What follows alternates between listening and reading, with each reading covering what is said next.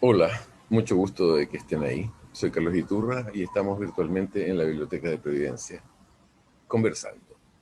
En esta oportunidad con Rodolfo Silva, que ha publicado su primera novela, Los Siete Castigados, bajo el sello de Ignacio Carrera Pinto. Una novela primeriza que sin embargo parece la tercera o la cuarta por lo bien escrita que está. Pasamos a conversar sobre esta interesante obra literaria y sobre los hechos en los que se basó. Hola Rodolfo, qué gusto verte, qué bueno que estés aquí. Muchas gracias. Mucho gusto, Carlos, y muchas gracias por la recepción y la invitación. Eh, bueno, tenemos un primer libro tuyo que parece un libro de un escritor avesado. No vamos a decir que tú esperaste o viviste toda una vida en otras áreas antes de... Porque no ha sido tanto, ¿no? Pero ya tienes hijos grandes y ha sido ahora que te has puesto a escribir. ¿Cómo ha sido este acercamiento tuyo a la creación literaria? Mira, yo quisiera poder decir que esto ha sido una emoción muy fuerte y que mi vida ha cambiado, que esto es como un hijo, que ha sido una revolución, pero la verdad, aunque decepciona un poco, no es ni una revolución, ni, ni siento que sea lo más importante que he hecho. Y quiero explicar un poco por qué. Eh, Primero, esta es la primera publicación, pero estoy escribiendo hace varios años, con diferentes niveles y diferentes enfoques, ¿no es cierto? De modo que en ese sentido, esta es la materialización de un proceso que lleva varios años y que el acto de escribir no es una sorpresa para mí, como vivencia, ¿no? Por otro lado, en mi caso, por lo menos, la literatura es una de las ramas en que se concreta una serie de intereses que también se expresan en el interés por la música, en la pintura, las artes en general.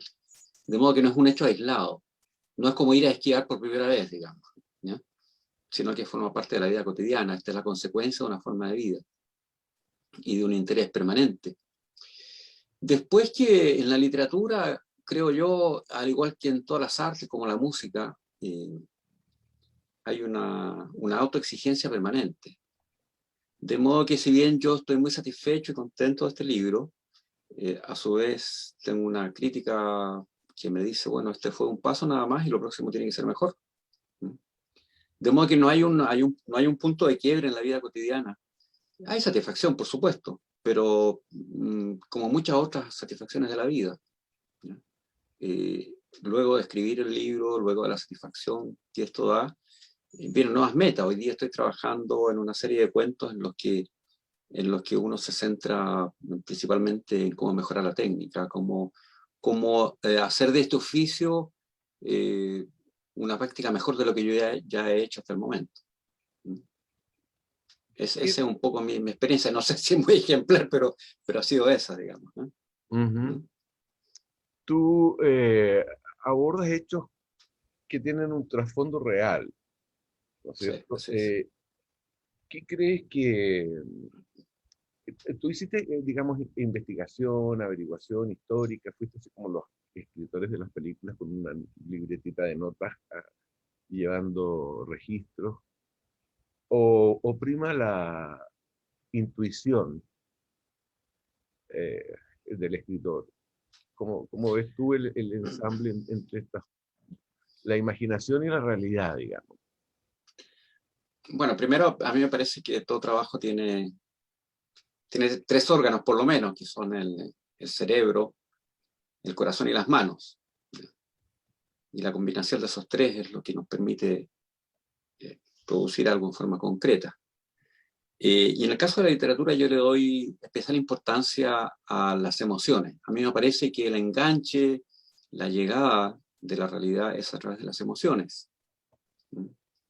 Las cuales me parece a mí eh, se forman, se cultivan hasta los 12 años de vida. De modo que la escritura de este libro también refleja las preocupaciones, los intereses y la sensibilidad que heredé de mi padre durante la infancia. Por eso también yo soy tan defensor de la promoción de las artes de los niños y los jóvenes, ¿no? Entonces, teniendo esa sensibilidad activada a través de la familia, en mi caso, estoy hablando de mi caso en particular, uno está permanentemente atento a lo que sucede y a aquello que le puede producir una especial atención. Y en el caso particular de esta novela, esto es producto de una vivencia emocional muy fuerte que llegó a transformarse en un problema, porque me fui enterando en la conversación cotidiana de los hechos que pasaron en torno al 11 de septiembre de 1973. En forma cotidiana, yo vivo en Paine, ando en bicicleta, lo más que puedo, mi bicicleta tiene sobre 3.000 kilómetros recorridos en Paine, y me detengo a conversar con la gente, me gusta conversar, y de alguna manera siempre sale el tema de cómo fue el 11 de septiembre de 73. Se podría decir que es una historia, es una historia local, es parte de la historia Sí, local. sí, pero yo quiero ser más ambicioso, ¿no? Yo No, creo que lo que pasó acá... no digo que hayas recogido en un trabajo periodístico el asunto, sino que no requiere escarbarse demasiado en Paine para saber que ocurrieron. No, eso es cosa un poco de una conversación un poco más en confianza y surge el tema, porque es un tema sumamente importante que está vigente. Entonces fui casi sin querer enterándome de los pormenores de cómo fueron esos días.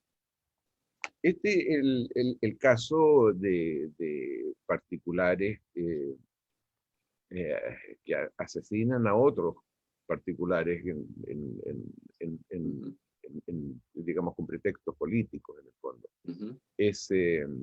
Es un tema que tú abordas con un admirable equilibrio. El equilibrio, por supuesto, del enfoque equilibrado y no del equilibrista. Sí.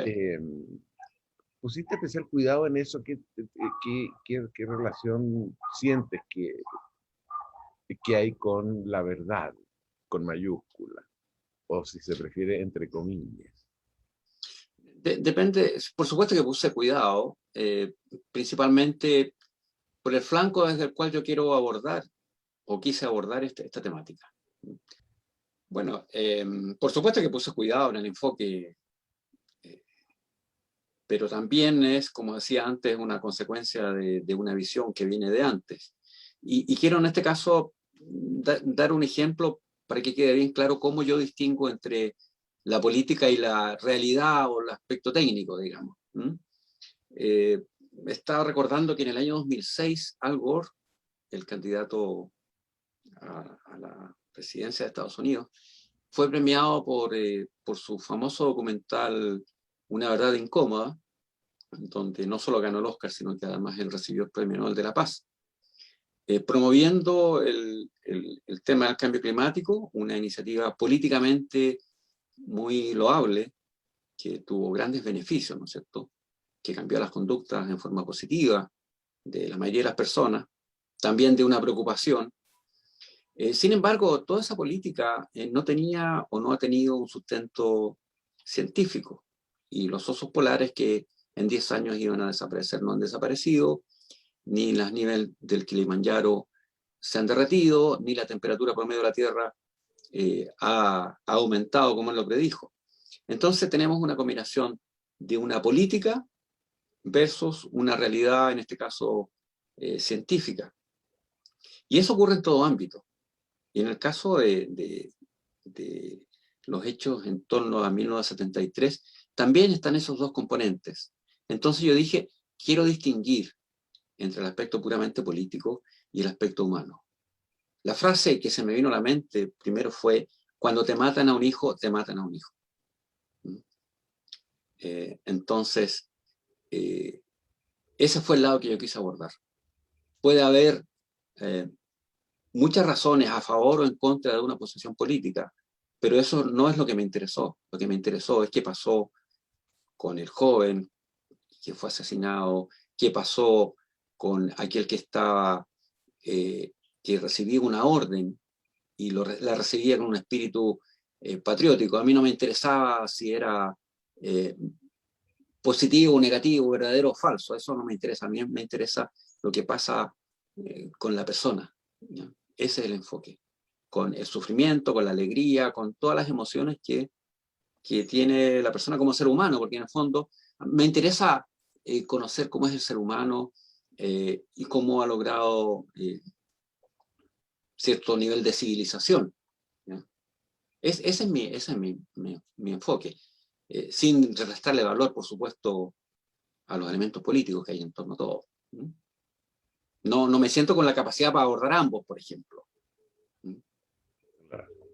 Ahora, y el proceso de la escritura lo enfrentaste de una manera paulatina, hiciste una planificación previa, fue paralelo a tu conocimiento de los hechos. Eh, Es que esto es como, se va haciendo día a día. Me entero un día, converso con alguien, conozco una historia, inicio en ese momento el proceso escritural, que en mi caso consiste primero en manejar las emociones, ¿ya? Porque la escritura es un oficio en el que a mi juicio no debiera estar uno involucrado emocionalmente, tal como el médico que va a operar a un paciente y dice, ojalá no le duela, pobrecito, le debe estar doliendo. Yo no puedo estar en esa posición.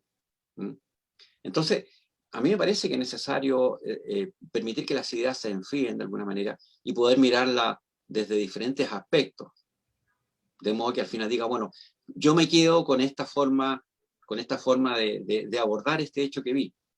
Tenemos el ejemplo más tradicionales del adolescente que escribe sus poemas de amor y llega con un cerro de poemas inflamados, llenos de emoción, llanto y sufrimiento, donde alguien que le revise los poemas dice, esto es lo mejor que existe, por favor publíquemelo. Bueno, ahí hay que decirle al joven, bueno, que cálmese un poco, las emociones no pueden estar, uno no puede escribir con las emociones tan a flor de piel. Porque incluso muchas veces, tratándose de un texto de ficción, de un invento, ¿no es cierto? A veces la realidad conviene cambiarla un poco con fines literarios. No sé, por dar un ejemplo, si en la realidad la persona lloró en el momento que estaban los hechos, en el momento que se entera del hecho, quizás literariamente sea mejor decir que él guardó silencio, fue inexpresivo y que en la noche, en la soledad, irrumpió en llanto. Literariamente esa figura puede ser más provechosa que reproducir la realidad tal cual fue. Eso es parte del trabajo que se hace. Entonces, yo me he enterado de una realidad y he empezado todo ese proceso de evaluación de cómo abordarlo. Ahora, esa es una parte del trabajo. Por otro lado, digamos, tu libro está notablemente bien escrito. Me refiero tanto a la prosa de una corrección que cuesta encontrar hoy en día, incluso en autores que venden mucho, mucho. Eh, cuesta encontrar esa corrección en la prosa. Y por otra parte también en los diálogos, son muy fluidos, muy sueltos, muy naturales, muy verosímiles. Eh, ese es todo un trabajo también, el de la corrección, y probablemente sea el menos grato. Eh, cómo te las llevas tú? ¿Cómo te las enfrentas a esas tediosas y fastidiosas horas de poner una coma, agregar, reponer la misma coma horas después? Yo lo tomo como un requisito sobre el que no hay que cuestionarse. Pienso cuando leo a Borges, por ejemplo, o cuando leo a Chekhov o a Guy de Maupassant, que son algunos de mis autores favoritos, en cómo abordo ese texto. Yo no lo abordo pensando si puso bien o mal la coma, no es eso lo que me interesa, porque a Borges le perdonaría que no hubiera puesto las comas, ¿no? sino que es lo que yo realmente me Pero, interesa. perdona, ¿Mm? probablemente Borges no habría llegado a ser Borges si no hubiera sabido de partida poner las comas. Es que a eso es lo que quiero llegar. O sea, cuando yo leo a un autor destacado, yo doy por sentado que él ha redactado bien. Y lo que me interesa es su visión del mundo, la forma en que aborda las emociones, las ideas. Entonces lo mismo debo hacer yo. Y para eso, obviamente, hay un trabajo cotidiano, habitualmente, y ciertas técnicas. Eh, la que yo uso, voy a revelar una que ojalá sea novedosa. Para mí no lo es, pero ojalá sea novedosa. Respecto al uso de la puntuación, por ejemplo. Me tocó hace unos años ver a un estudiante de violín eh, que el profesor lo hacía tocar caminando. Y la forma en que producía la música, la forma en que manejaba el violín, era totalmente distinta a estar sentado. Y en el caso de la puntuación yo uso algo similar. Me imagino o leo caminando y las comas o los puntos y comas van marcando el ritmo del relato y de la puntuación. Una pequeña pausa será una coma, una pausa un poco mayor será el punto y coma, y así. El punto aparte ya para mí es la pausa mayor. Entonces hay cierta musicalidad, en mi caso hay cierta musicalidad en la forma de usar la puntuación. Y para los tildes y las otras correcciones, está el corrector de Word, ¿no es cierto? Que eso es más trabajoso me parece elegir la palabra apropiada. ¿Ya? Eh, Bueno, todo eso es porque parte de la corrección, porque en la primera, o tú dirías que a la primera te salen bien las páginas. no, esto sin duda hay una corrección y bueno, a todos les pasa, yo creo que hay un punto que tiene que uno forzarse a parar de corregir, porque todo texto puede enriquecerse permanentemente. ¿Mm? Recordemos la famosa imagen esta del río, el agua del río, que nunca es la misma, ¿no es cierto? Es un trabajo que no tiene fin y hay que forzarlo a terminar eh, en gran medida por lo que viene, por aquello nuevo en que estoy trabajando, que siempre va un poco más adelante de lo que ya está hecho. No obstante de eso que estás trabajando, habrá que hablar en su momento. Por ahora tenemos que centrarnos en los 7 condenados. Castigados. Castigados. Castigados. Los El 7 título castigados. fue precisamente un tema de bastante reflexión, porque precisamente lo que te decía, hay que elegir la palabra apropiada. Ajusticiados, es lo que quiero decir, ajusticiados, condenados, eh, enjuiciados. Bueno, la reflexión a mí me hizo pensar que la mejor palabra para este caso era castigados. Estos hechos ocurrieron en un momento de la historia de Chile particularmente convulsionado. Eh, Estamos en el presente viviendo también momentos de grandes cambios o de grandes propuestas de cambio. Eh, mm, ¿Qué dirías tú que puede encontrarse en tu libro que sea aleccionador o, digamos, qué hay de presente en tu libro que aborda el pasado? Lo mismo que yo he encontrado en la historia. En ese sentido, mi libro no es ninguna novedad. Si miramos la historia de Occidente, lo que ahí se cuenta ha pasado muchas veces a lo largo de la historia.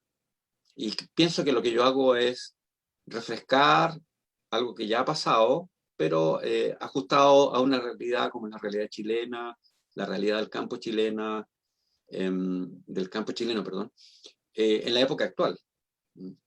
Pero lo que es el abuso de poder, por ejemplo, ha existido siempre, lo que ha sido la ingenuidad, lo que ha sido creer en ideas foráneas, eso ha existido siempre. Eh, y por eso mismo, por ejemplo, ahí cito la revolución de 1891, ¿no?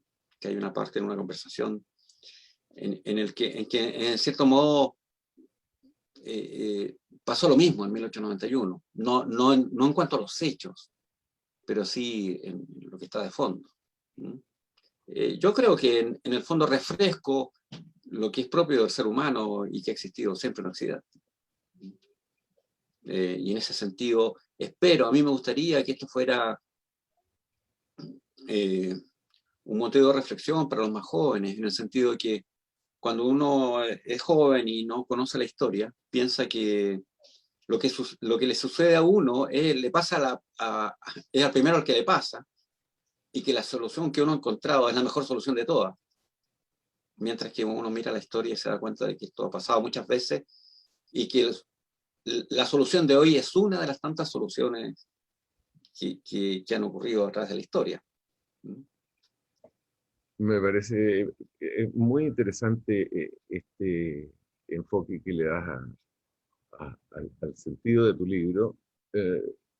Y creo que es particularmente meritorio el hecho de que lo hayas escrito con una mirada tan humana y centrada. Eh, no me queda sino felicitarte porque está magníficamente escrito Muchas gracias. y desearte mucho éxito y el reconocimiento que merece. Ha sido editado por un sello que tiene su prestigio. Ajá. Así que no me queda sino agradecer esta interesante conversación. El libro da para mucho más, pero no podemos cansar a nuestros auditores. Así es. Te agradezco mucho, Rodolfo, y no sé si quieres agregar algo sobre algún aspecto que se nos haya quedado en el tintero. Sí, yo quisiera agradecer desde mi experiencia lo que hace la Biblioteca de la Municipalidad de Providencia. En el caso particular mío, yo estando en el colegio, fui quien puso en marcha la biblioteca de un colegio que no era chico. De modo que como que sé lo que significa, sé por experiencia lo que significa la labor de una biblioteca, una labor silenciosa, valiosísima, y creo que todo lo que gira en torno a la biblioteca merece un agradecimiento por el inmenso valor que tiene para la sociedad. Así que no solo te agradezco a ti, sino que a la biblioteca y la municipalidad de Providencia por tomarse el tiempo y el trabajo de abordar estos asuntos. Muchas gracias, pues, Rodolfo. Duplicadas gracias de parte nuestra.